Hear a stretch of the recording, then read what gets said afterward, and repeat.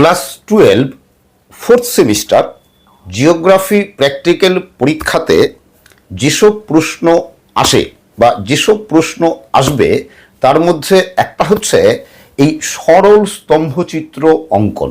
ওকে, তো এই সরল স্তম্ভচিত্র তোমরা সবচেয়ে সহজ নিয়মে নির্ভুলভাবে কি করে আঁকবে আজকের ক্লাসে আমি এঁকে দেখাবো।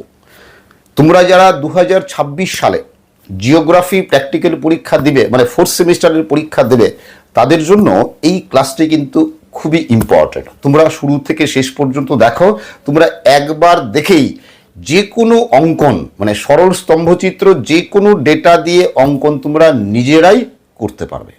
ওকে, তাহলে চলো আর দেরি না করে এবার আমরা শুরু করি।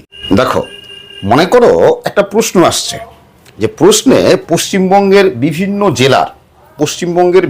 জেলার জনসংখ্যা দেওয়া আছে, ঠিক আছে? ওই জনসংখ্যার ভিত্তিতে একটা সরল স্তম্ভচিত্র অঙ্কন করতে হবে।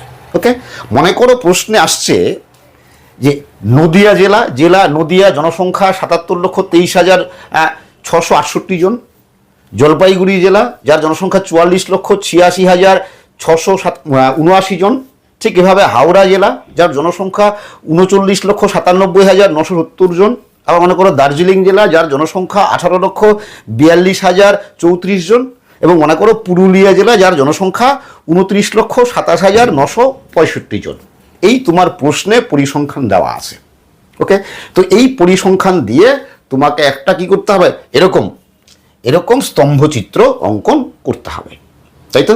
দেখো, তাহলে এই যে স্তম্ভচিত্র, তার মানে এই যে স্তম্ভ, এই যে পিলার, তার মানে কি এক একটা জেলার জন্য, এই নদিয়া জেলার জন্য একটা পিলার হবে, জলপাইগুড়ির জন্য একটা পিলার হবে, তাই তো? হাওড়া জেলার জন্য একটা পিলার হবে। তাহলে প্রত্যেকটা জেলার জন্য একটা করে স্তম্ভ আঁকতে হবে, ঠিক আছে? এবার দেখো, তাহলে এই যে স্তম্ভগুলোর উচ্চতা কত হবে সেটা কিসের উপর নির্ভর করবে? এই জনসংখ্যার উপর নির্ভর করবে, তাই কি না? জনসংখ্যার উপর এই স্তম্ভগুলোর উচ্চতা নির্ভর করবে। জনসংখ্যা বেশি হলে কি স্তম্ভের উচ্চতা বেশি হবে, জনসংখ্যা কম হলে কি স্তম্ভের উচ্চতা, এই পিলারের উচ্চতা কম হবে। আর এই যে চওড়া, এই যে এটা কিন্তু কোনো ফ্যাক্টর না, কারণ প্রত্যেকটা স্তম্ভের চওড়া একই হবে। সরল স্তম্ভচিত্রে প্রত্যেকটা স্তম্ভের চওড়া একই হয়। ওকে, দেখো, তাহলে এই যে স্তম্ভগুলোর উচ্চতা আমাকে কিসের সাপেক্ষে আঁকতে হবে? এই জনসংখ্যার সাপেক্ষে আঁকতে হবে। তাহলে এই 77,23,668 জন এর জন্য তুমি কত দৈর্ঘ্যের স্তম্ভ আঁকবে, এই জন্য কি করতে হবে? একটা স্কেল ধরতে হবে, ঠিক আছে? একটা স্কেল ধরতে হবে। যেমন দেখো, এখানে কত আছে, নদিয়া জেলার জনসংখ্যা কত? 77,23,668 জন, তাই তো? তাহলে একটা স্কেল ধরতে হবে।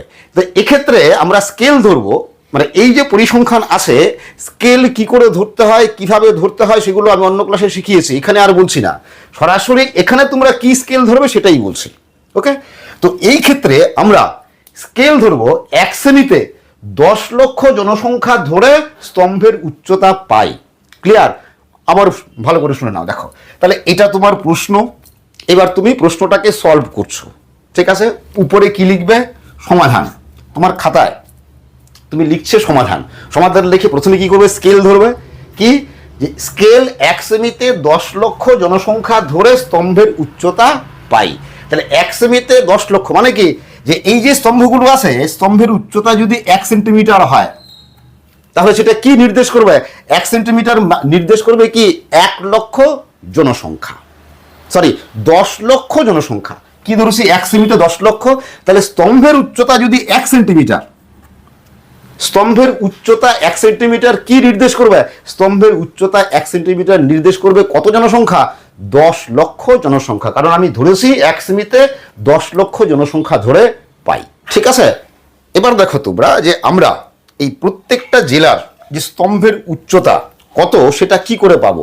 তাহলে এই স্কেল ধরে পাবো। কত? 1 সেমিতে 10 লক্ষ, তাই তো জনসংখ্যা, এই স্কেল ধরে পাবো। তাহলে আমাকে কি করতে হবে? এবার স্তম্ভের উচ্চতা বের করার জন্য এই প্রত্যেকটা জেলার যে জনসংখ্যা আছে, এই জনসংখ্যাগুলোকে, এই সংখ্যাটাকে 10 লক্ষ দিয়ে ভাগ করলেই যে সংখ্যাটা পাওয়া যাবে সেটাই হবে ওই জেলার স্তম্ভের উচ্চতা। ক্লিয়ার? যেমন দেখো, তাহলে নদিয়া জেলার জনসংখ্যা কত? এটা। এবার এটাকে কি করব আমরা 10 লক্ষ দিয়ে ভাগ করব। ঠিক আছে, 10 লক্ষ দিয়ে ভাগ করলে যেটা হবে সেটা হবে নদিয়া জেলার স্তম্ভের উচ্চতা। ক্লিয়ার? তাহলে এবার তোমরা সমাধানে কি লিখবে? প্রথমে এই লাইনটা লিখলে যে স্কেল 1 সেমিতে 10 লক্ষ জনসংখ্যা ধরে স্তম্ভের উচ্চতা পাই। এবার নিচে লিখলে জেলা স্তম্ভের উচ্চতা।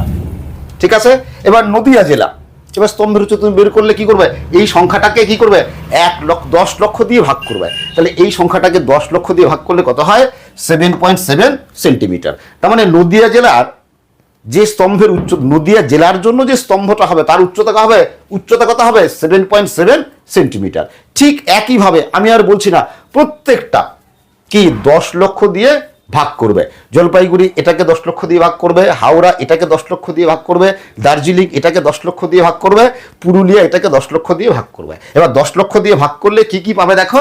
তাহলে নদিয়া জেলার এটা, জলপাইগুড়ি জেলার পাবে 4.4 সেন্টিমিটার, হাওড়া জেলার পাবে 4 সেন্টিমিটার, দার্জিলিং জেলার পাবে 1.8 সেন্টিমিটার, পুরুলিয়া জেলার পাবে 2.9 সেন্টিমিটার। দেখো এখানে আমরা দশমিকের পরে 1 ঘন নেব। ওকে, আর এই 1 ঘন নেওয়াতেই এই যে এটা আছে হাওড়া, দেখো 3.9 হওয়ার কথা, 3.99, তো এটা এই জন্য কনভার্ট হয়ে যাবে কত? 4 সেন্টিমিটার। ক্লিয়ার? তাহলে আমরা কোন জেলার জন্য কত দৈর্ঘ্যের স্তম্ভ আঁকতে লাগবে বা আঁকতে হবে সেটা আমরা পেয়ে গেলাম। এবার আমরা ছবিটা আঁকবো। ঠিক আছে, দেখো পরীক্ষার সময় ঠিক এরকম কিন্তু গ্রাফ পেপার তোমাকে দিয়েই দেবে। ওকে, তো এই গ্রাফ পেপারে তোমাকে ছবিটা আঁকতে হবে, স্তম্ভগুলো আঁকতে হবে। ওকে, তো এবার কি করে আঁকবে সরাসরি দেখে নাও। প্রথমে আমরা কি করলাম, এই একটা গ্রাফ পেপার নিয়ে নিলাম, তাই তো এই গ্রাফ পেপারটা কি বলছি পরীক্ষার সময় কিন্তু তোমাকে দিয়ে দেওয়া হবে। ওকে, দেখো এটা কি গ্রাফ? Centimetre graph. কি গ্রাফ? Centimetre graph. কেন? কারণ দেখো এই যে এক একটা খোপ আছে, এখান থেকে এইটুকু 1 সেন্টিমিটার, এটা 1 সেন্টিমিটার, এটা 1 সেন্টিমিটার, এটা 1 সেন্টিমিটার, মানে কি 1 বর্গ সেন্টিমিটার। ফলে এটা হচ্ছে সেন্টিমিটার গ্রাফ। তো এই গ্রাফটা তোমাকে দিয়ে দেবে। এবার এই গ্রাফটাতে পেয়ে তুমি প্রথমেই যেটা করবে, তোমার হিসাব করা আছে তাই তো, প্রথমেই যেটা করবে তুমি পেন্সিল দিয়ে প্রথমে এই একটা দাগ টানবে, উলম্বভাবে একটা দাগ টানবে, আর এই অনুভূমিকভাবে আরেকটা দাগ টানবে। ঠিক আছে, আর এখানে এই যে এখানে শূন্য লিখবে। ক্লিয়ার? এবার দেখো স্কেল আমরা ধরেছিলাম, মনে আছে কত? 1 সেন্টিমিটারে কত? 10 লক্ষ। তাহলে দেখো এখান থেকে এইটুকু উচ্চতা কত? এখান থেকে এইটুকু 1 সেন্টিমিটার, তাহলে এখান থেকে এইটুকু 1 সেন্টিমিটার মানে কত? 10 লক্ষ। 10 লিখলাম, 10 লক্ষ, তাই তো।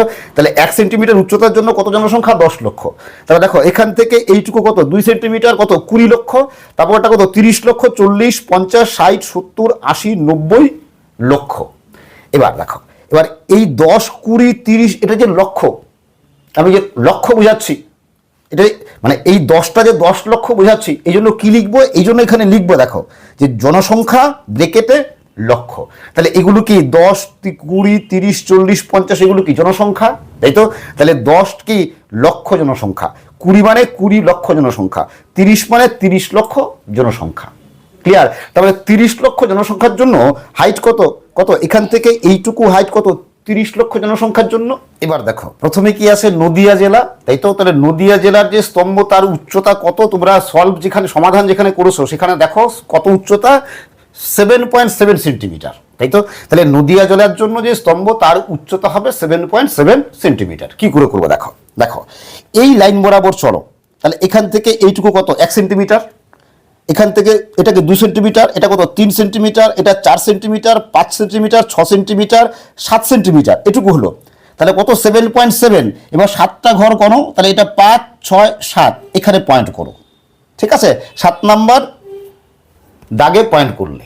এবার দেখো এই 7 নাম্বার দাগে পয়েন্ট করার পর আমরা এক একটা স্তম্ভ 1 সেন্টিমিটার করে চওড়া ধরবো। তার মানে এই 7 নাম্বার দাগে এই 1 সেন্টিমিটার এইটুকু দাগ টানলাম। ক্লিয়ার? এবার দেখো এই দাগটা টানা, এই দাগটা টানার পরে এখান থেকে একদম এই পর্যন্ত, এখান থেকে এই পর্যন্ত দাগ টেনে দিলাম। তাহলে এই স্তম্ভটা হয়ে গেল। এটা কোন জেলার স্তম্ভ? কোন জেলার? নদিয়া জেলার স্তম্ভ। নিচে লিখে দিলাম নদিয়া। ঠিক আছে, এবার দেখো এখানে এই যে গ্যাপ কতটা, মাঝখানে দেখো 1/2 সেন্টিমিটার গ্যাপ, তাই তো। এই দাগের থেকে এই পর্যন্ত এটা কত? 1/2 সেন্টিমিটার গ্যাপ। তাহলে প্রত্যেকটা পিলার বা প্রত্যেকটা স্তম্ভ কিন্তু আমরা 1/2 সেন্টিমিটার পর বা 1/2 সেন্টিমিটার দূরে আঁকবো।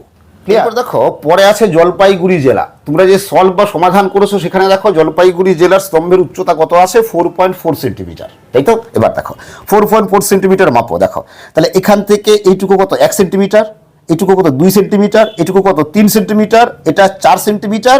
এবার ছোট চারটা দাগ, তাহলে 1 2 3 4, এই 4 সেন্টিমিটার, তাই তো?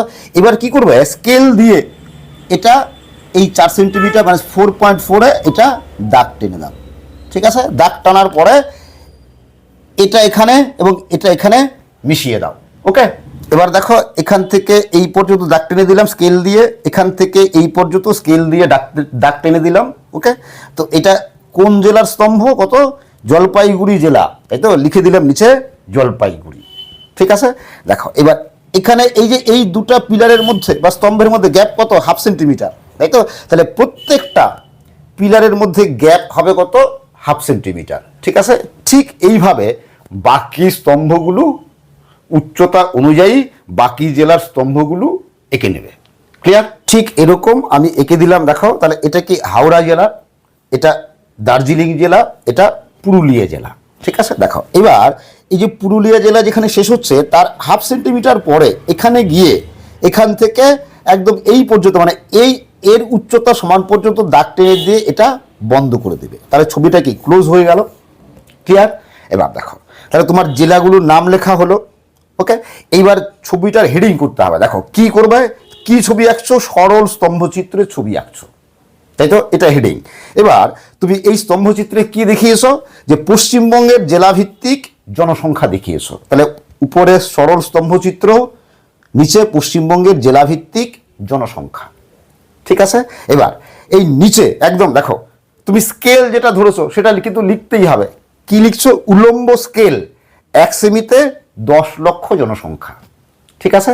এইবার এই সবটা মিলে দেখো আবার আরেকটা এরকম বাউন্ডারি করে দেবে, তাহলে দেখতে সুন্দর হবে, ঠিক আছে?